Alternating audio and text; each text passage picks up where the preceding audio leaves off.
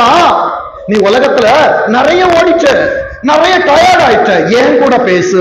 ஆண்டவர் உன்னை சில பிரச்சனைகளை குறித்து தனித்திருக்க வைத்திருக்கிறார் என்றால் நீ தெரிந்து கொள்ள வேண்டியது, ஆண்டவர் என்னிடத்தில் பேச விரும்பு. நான் ஒரு காரியத்தை கேட்கிறேன், ஒளிந்திருக்க வைத்தார், காகத்தை அனுப்பினாரா இல்லையா? சொல்லுங்க.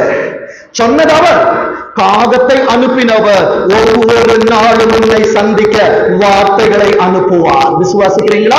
என் நண்பு தேவ பிள்ளையே, 8ஆம் வசனம் சொல்லுகிறது, அப்பொழுது கர்த்தருடைய வார்த்தை அவனுக்கு உண்டாயிற்று. தேவ சமூகத்தில் இருக்கிறவனுக்கு, தேவனோடு பேசுகிறவனுக்கு, தேவ பிரசன்னத்தில் இருக்கிறவனுக்கு, தேவனுக்காய் இருக்கிறவனுக்கு வார்த்தை உண்டாகிட்டே இருக்கும். இந்த உண்டாகன என்ன நடக்கும் தெரியுமா?